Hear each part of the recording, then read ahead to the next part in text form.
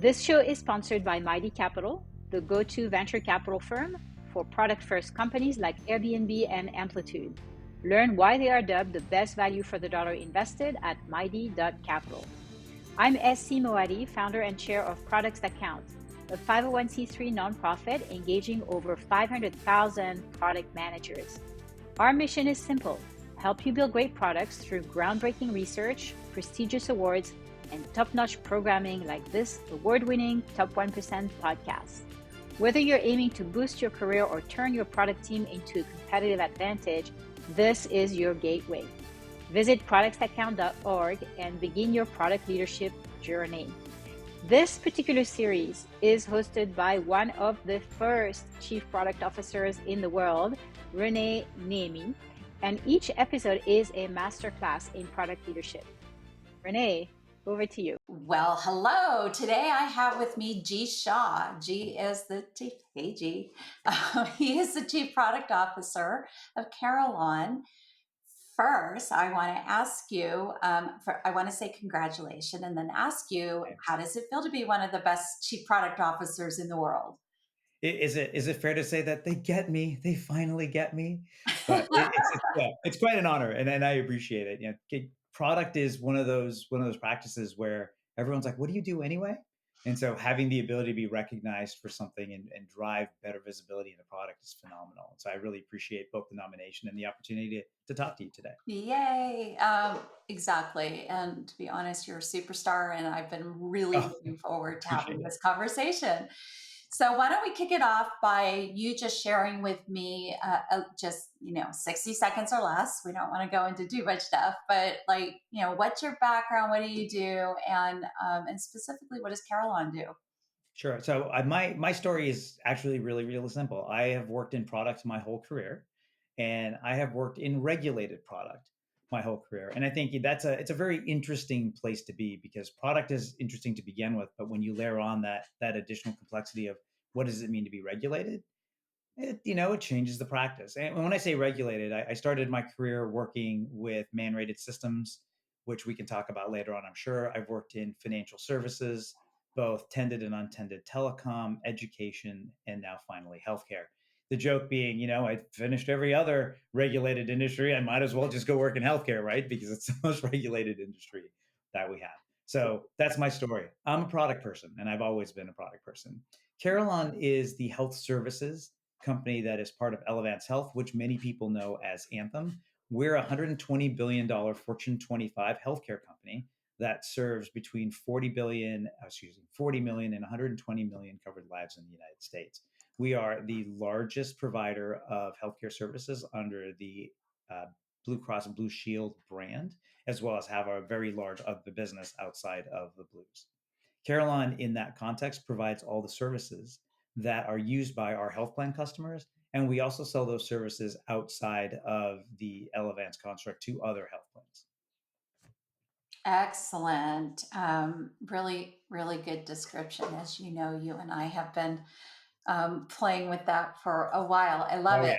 yeah. Uh, uh, I really appreciate there's very distinct nuances between regulated product management and product management in unregulated business. Could you spend a couple minutes explaining what the big deltas are and how that affects you and your role as the chief product officer?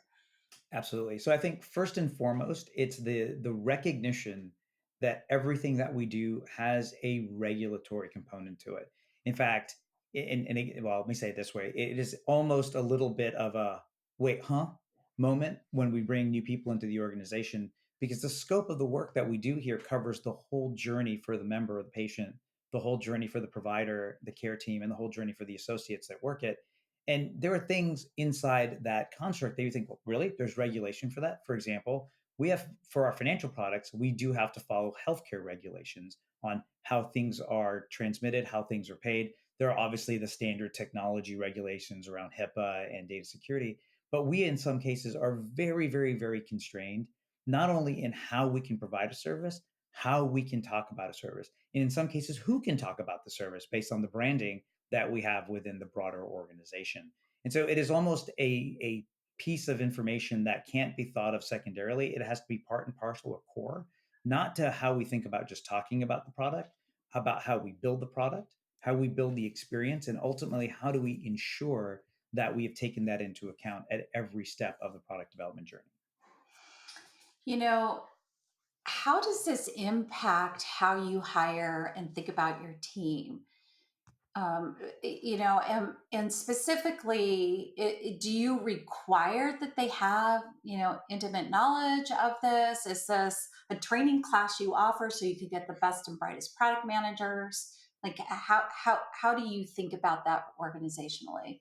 It's a little bit of both. And the regulations that we live in, and frankly, the regulated space that is healthcare, is something that is so specialized that obviously Elevance and every other company like us has tons of people, whole organizations dedicated to understanding, deciphering, and ultimately translating those regulations into things that we then as product people can understand and then use.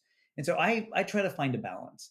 And to explain that, let me take half a step back and really point out, when I hire product people and when I think about what Carelon does from a product perspective, our portfolio is not just software.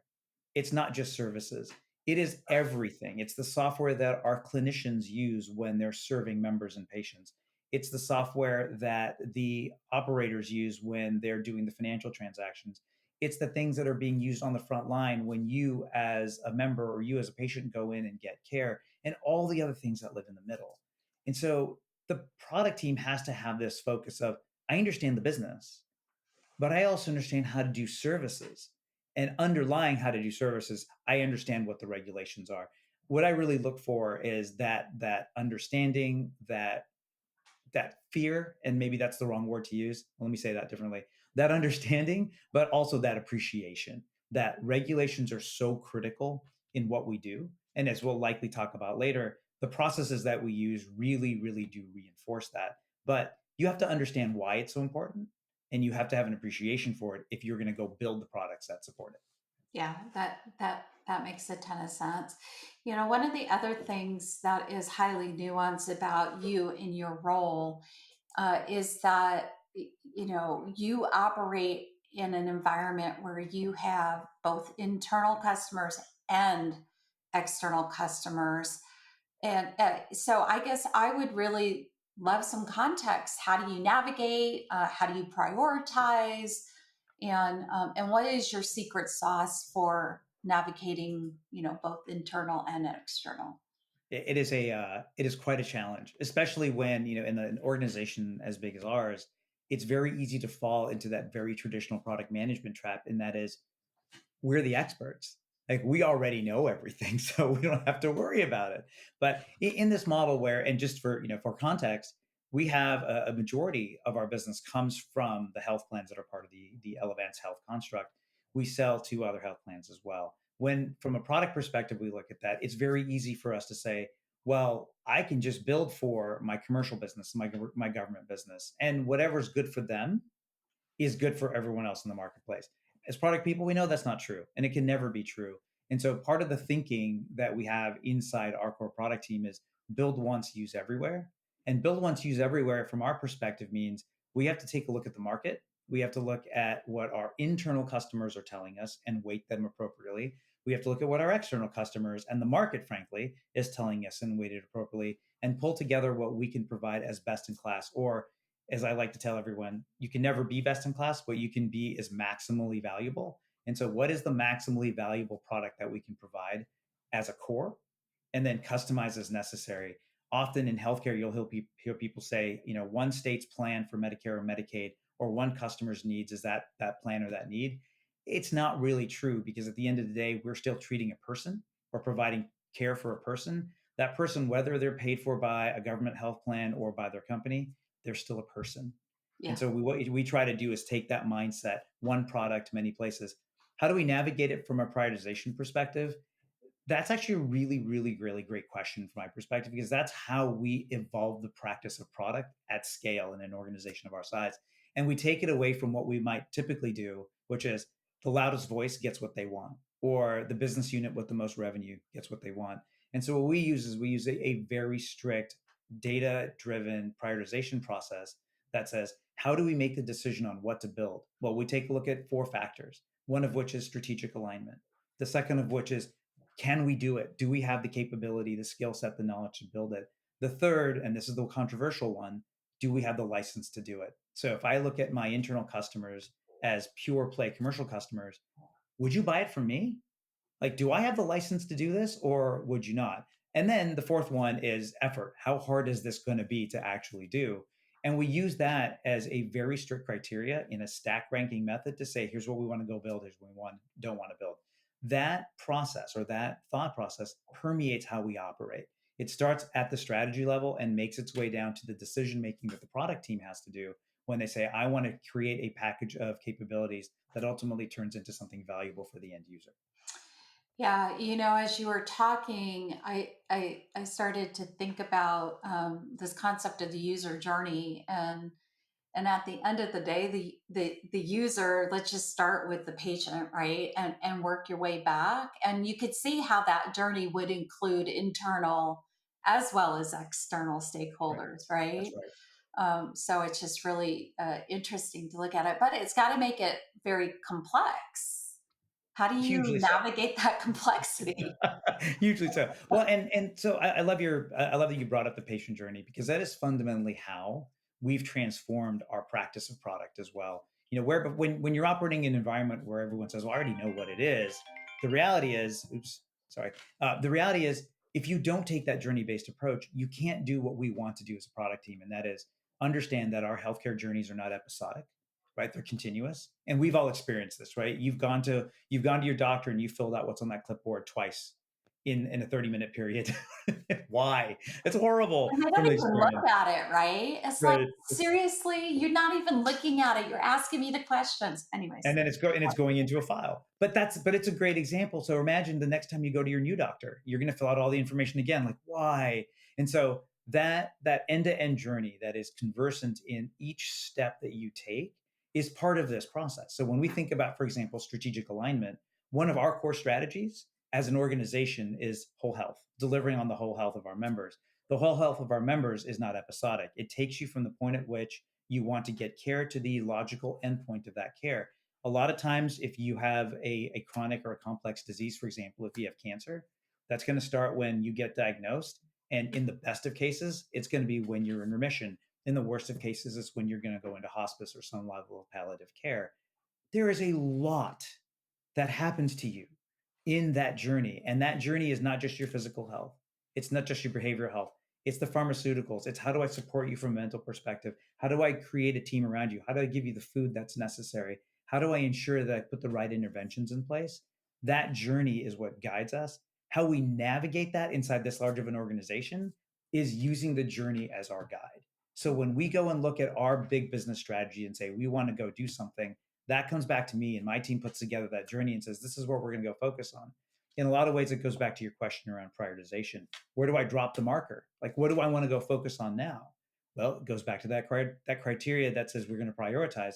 One of my priorities is creating a great patient experience or a member experience or a provider experience or an operator experience.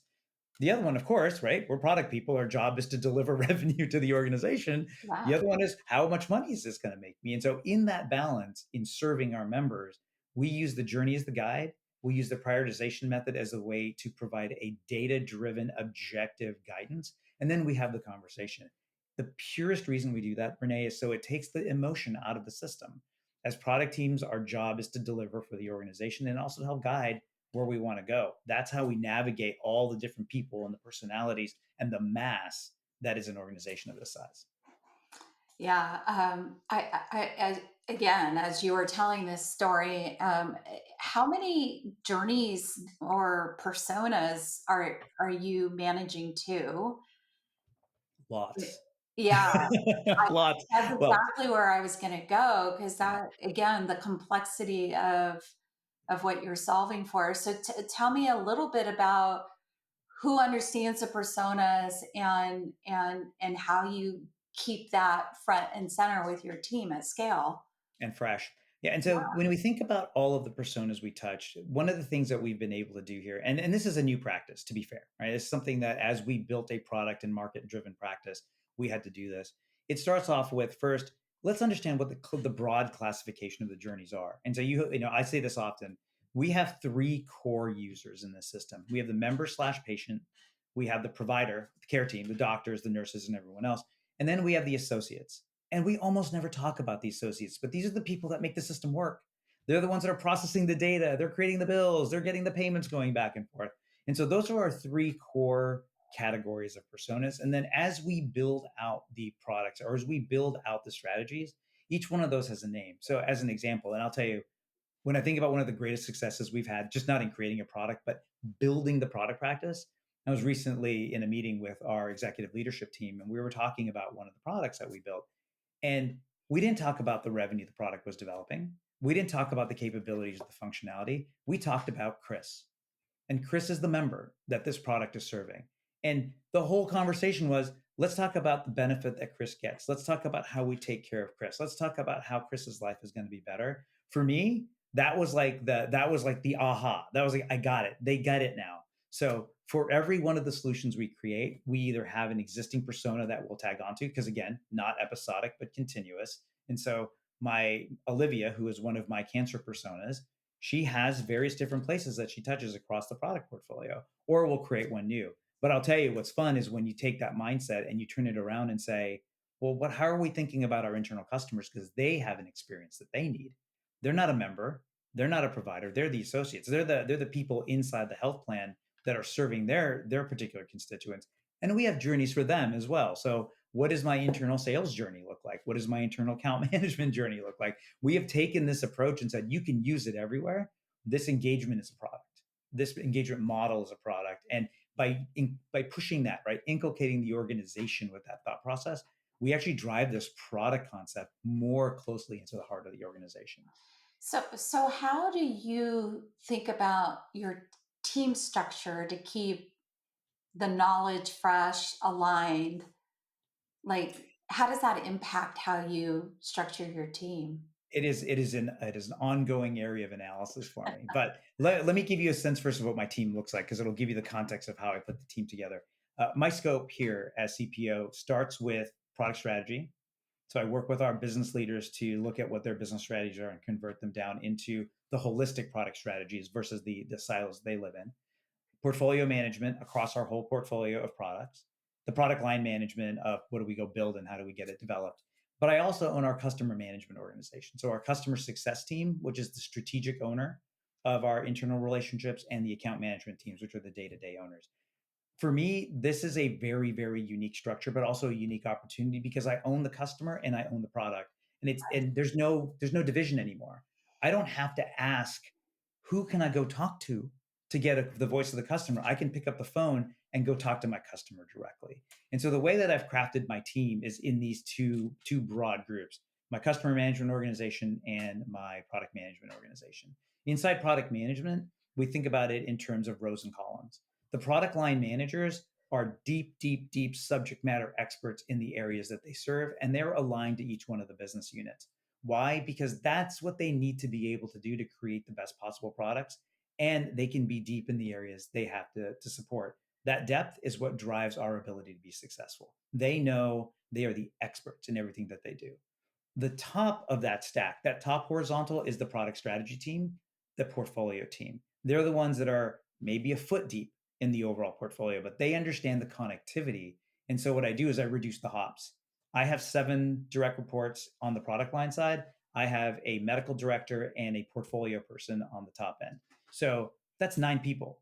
It's an easy conversation to say, we have a set of business strategies. How do we go engage and reproduce them? Okay, each product line leader might have an opinion. The portfolio person can say, yes, I know how to create the relative connection between the two. I've done this deliberately, and I've used this structure almost every place that I've worked for this very reason. The reduction of hops in creating an integration, creating a holistic journey is critical. And so that's what the top looks like. And at the bottom, as you could expect, it's a platform team, because what else are we doing?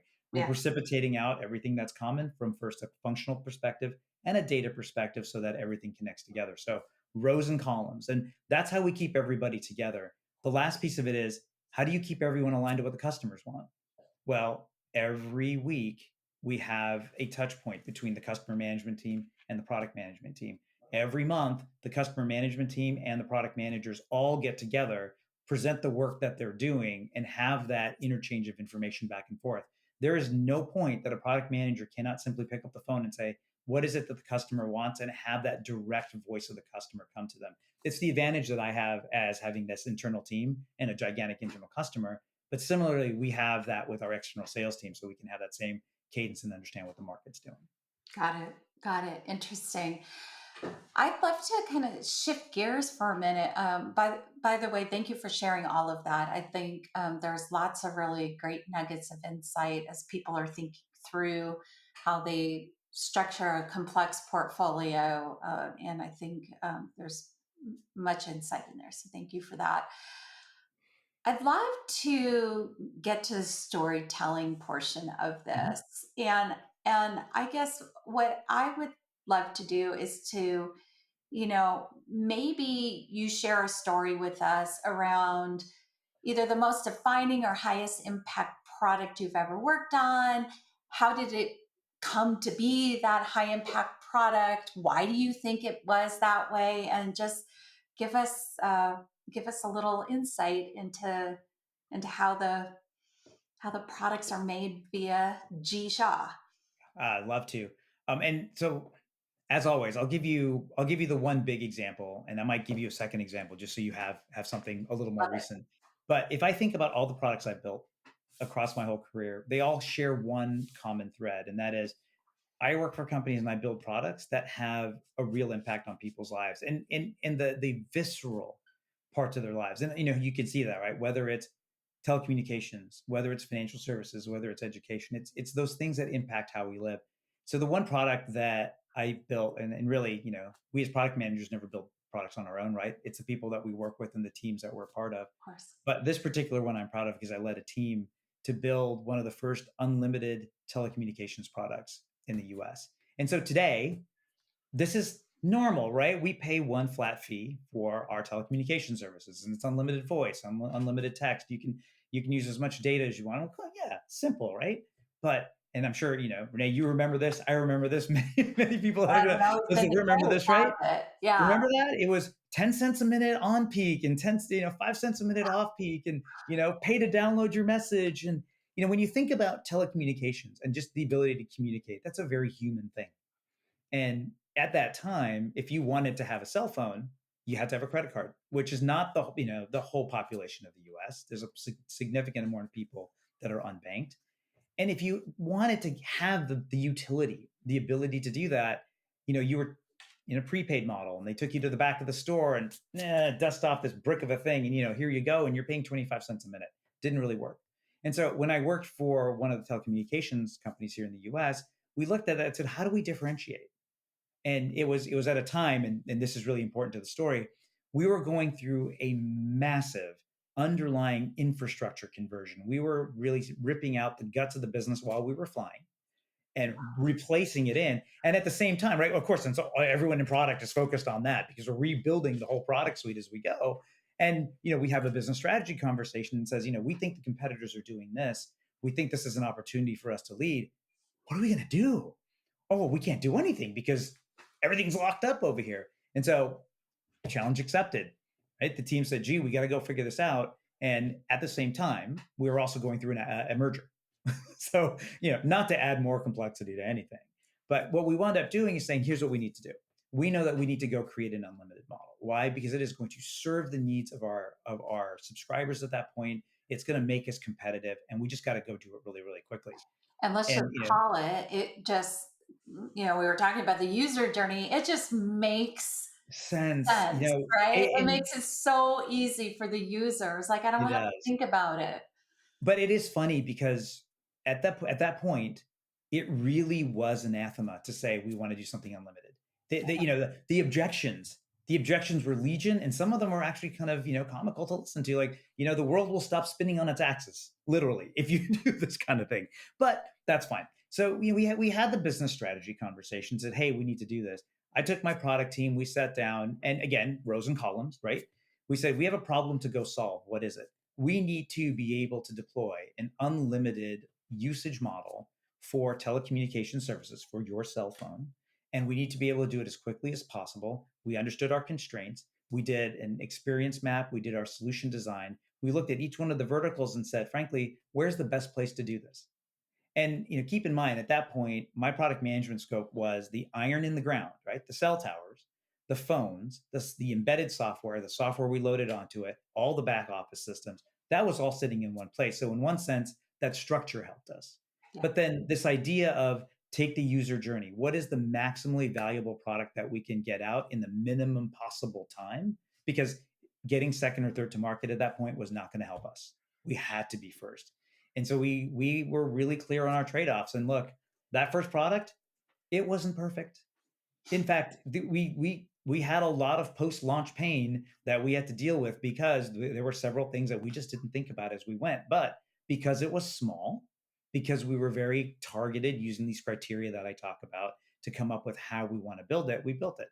So from day zero, hey, we have a great idea, to we have a product being marketed in target markets with a phone, software embedded on the phone, underlying billing systems, services, all the things that are necessary to go create that full end-to-end service. 9 months. 9 months. We birthed the baby. And it was insane. It was amazing. It was probably the best, oh my gosh, my hair is on fire for 9 months that I probably could have ever experienced. But what did we birth at the end of the day? We birthed a model of usage that gave everybody the ability to have a phone and communicate. I mean, Renee, we made a gob of money doing it too. Let's be clear. We made tons of money. We were the largest, most impactful part of the P&L for the corporation for a couple of years right after. But we made telecommunication services available to everybody. We created the most human of human connections, the ability for two people to talk to each other.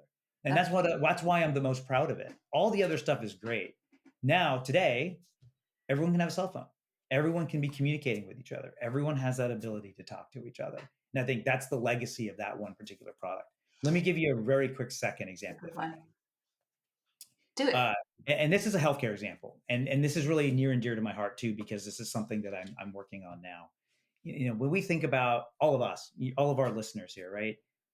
Our healthcare is a little bit different than most of the people in the US, especially if you're on Medicare, if you're on Medicaid. And so one of the products that we very recently launched in the market is a product for Medicaid subscribers that is focused on that small group of subscribers that are the most vulnerable, those that have a serious mental illness. We see these people every day. They're the ones that are living under bridges. They're the ones that are living in their cars. They're the ones that are publicly having specific behavioral issues. And they're the most vulnerable of the whole population. And again, they're hard to deal. They're hard to deal with. They're hard to find. They're hard to support. One of the things that we recognized is we need to be able to support this population because not only is it the right thing to do, but it does have an impact on the health of the overall population. And so over the last year, and this is something we launched earlier this year, we created a product that goes out into the world. It goes out into the community. It finds these people that need that help, and just think about who they are. They're the ones that are, because of their condition, they have a substance abuse issue. They're schizoaffective. They're having that psychotic break. They're hearing voices. In fact, I'll give you a quick example. Chris, we have a video of Chris talking to his case manager. It's a 20-minute video. About halfway through, where normally you'd have this, right? I'm looking you straight in the eye. This happens. And, so we were talking to one of our clinicians, like, well, what's happening here? He's like, well, that's the voice in his head talking to him while we are talking to him. And you think about that, and that is the person I need to care for. Like, I need to create a model of care for. It's not you or I or others going into the doctor's office, getting an appointment, getting our care, and walking out the door. We have to find Chris. We have to support him with services that get him to the doctor, that get him to behavioral health, that get him his medication. And then we have to support him through his journey, part of which might be, I have to find you housing. I have to help you find a job. I have to find you food. And so, for me, this is the just the pinnacle of the impact that we as a product team have on our populations. We are finding the most vulnerable. We're creating services, some of which is software, some of which is people on the ground and operating service, other things all rolled together in a holistic way that says, I'm going to catch you and I'm going to carry you through that journey so that I can get you to a place where you are better. Yeah. Right. And I can't tell you how proud I am of that, because what are we doing? We are evolving and supporting human beings. We're making a difference in someone's life that would otherwise have been forgotten. Those are both such great high impact, very different, Yes, but very very much so. high impact. And what strikes me the most, and and honestly, I feel like all great product leaders are all about impact. Yeah. It's about moving the needle, and making a lasting change for the better for whoever the community is, Yeah. right? And what's special about that last story is that there's this mission layer on top of it that, what a unique opportunity you have, that you can actually, you're in a position to make a difference. You can Right. move the knobs enough to make a difference. So thank you for that. I love it. I could just talk to you forever. I am noticing we're running short on time. I have two more questions for you. So the first is, I would love for you to think about, um, best practice. I mean, let's just call it. It's really hard to learn. We're always learning new skills and trades and Absolutely. products. And as soon as we learn one, we have to shift gears and learn another one. So I would love for you to share a best practice that you have deployed. It could be in your current role, in your previous roles, maybe all your roles, where you really think it's made a massive difference for both, your leadership, as well as your team and their effectiveness. Yeah, I think that the first and biggest one is that idea of having a knowledge and focus on your customer. And so one of the things that I require my leadership team to do, and I have done this from the first product team I've led to the team that I lead now, I require that they spend some percentage of their time in direct engagement with the people that we serve. So in the telecom example, for example, as part of your onboarding, you have to go work behind the counter in the store. Like, you got to know what it means when someone comes in to buy a cell phone. You got to know what it is. We'd have people sidejacking in the call center. And so you got to listen to the calls as they come in. And this was not optional. It was part of your onboarding, and it was something that we required our team to do on a quarterly basis. There is no substitute for hearing how the customers talk about the product. But more importantly, in that context, we developed products for the call center agents. Yeah. And when you see the call center agent trying to take care of an irate customer and they're like, I don't know how to find this information. Yeah, okay. It becomes very real very quickly. Right. Yeah. And Amazing. I even do this today with our product teams. They work directly with their clinicians. They're in the clinic to the extent that they can within the regulations we support. They're with the operators. They see directly exactly what the customers are seeing and how they're using it. That practice makes it easy for us to then have the next conversation, that is, are we actually solving the problem? Are we creating the right experience? And ultimately, are we serving the need of the people that we need to serve, knowing that, again, we have multiple personas to serve? So that practice, it's academic. Everyone says, yeah, voice of the customer, like customer engagement. This is a condition that we create that everyone has to do on a consistent basis. And of course, we report out on it. So in our monthly product meetings, for example, we will have one of the product leaders talk about, well, here's what I learned. Here's the experience that I had. Because when it becomes emotionally attached to us, that's the better product. That's Yeah. the one that we want to build. It's not just some random experience that goes out into the world. I love that best practice, and everybody should adopt something similar. I'm just going to call it. When I was leading a team that produced products that sold on shelves at retail, I did something similar, but instead of setting them out on their own, what we would do is I would make it fun. It was our little ritual where we would do Friday shopping excursion. Yeah. And we would divide and conquer. Right, you go to Best Buy, you go to Costco, you go to Target, you go to Walmart, and then we'd get back and have coffee or lunch together. Yeah. We talk about our observations. But there's nothing better to watch a customer come up and make a decision on your product at retail on the shelf, and watch them either pick your product or pick somebody else's. And then, occasionally they would just kind of sneak in there like, why did you pick that one over that Yeah. one? And the insights were just brilliant. And you could Right. see the impact, the positive impact to the product almost immediately. Right. So I'm just going to plus 1,000 that best practice. Yeah, it does really bring that idea of nojito to life, right? Like if we're sitting here in the office trying to come up with it on our own, it's never going to be real. And that's No, not going to be the performant product at the end of the day. yeah, you can't design a product from behind a desk. You just Yep, can't. yep. Yep. Okay, excellent. Thank you for sharing that. Last question. We cannot in 2024 leave a conversation without having at least one talk around AI and the impact on AI. Yep. I would love your perspective.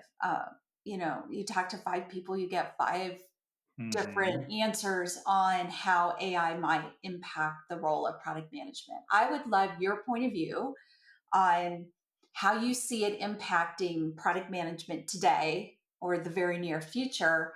And then what are the longer term implications? And feel free to you solve internal problems and external Yeah, yeah, problems. exactly.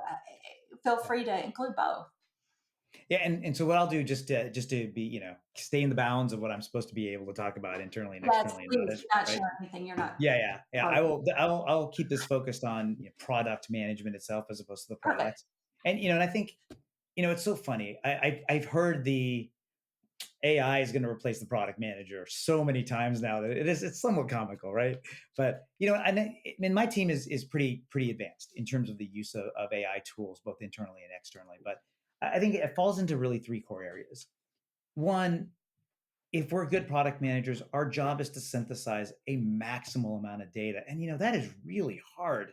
There's so much information coming at us all the time in various different forms. And so one of the things, and my team does this regularly, is we use our internal AI tools simply to put information together and help us synthesize. And if I don't have to read a 50, 100, a 200-page market research deck, and I can have the AI give me the outcomes, or excuse me, the insights that I need to build into the product, that's awesome. That's great. Yeah. And I find that if I were to rank all the things that I'm talking about, that is the number one thing. It is a really great force multiplier to help me be more conversant in all things that are necessary, whether it's market research. Frankly, every quarter I load in everyone's earnings transcript into the AI and say, tell me from a business perspective what's happening with my top 5 competitors. One of my product leaders does that for some competitors that she has in the financial space. Because again, you can't synthesize that much information that quickly. So how do we become smarter with the information we need? That's one.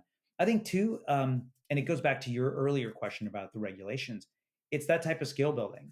We can go ask the really, really smart people that understand all the regulations to do that. We can also have the AI help us. So it's really things that I don't know about. In fact, I've seen this a few times now, and we follow the one pager starting point practice when we think about what we want to go build. What I've seen a lot of my team do is I don't know about some of this stuff. I will go ask the AI to help me find the information that I need, give me the relevant summaries, help me understand what's going on. And then the other thing, and this is really from the perspective of customer insights, really being able to look at and say, let me load information in. And again, we use AI internally that's walled off from everybody else for HIPAA and obvious other reasons. But we can put our own information in there and start to find those logical points of connection where I may not see them because I'm low on the ground. Where this becomes really valuable to us is where I take 2 different products and I put things of maybe 2 disparate metric sets in, and the AI helps me find those connection points.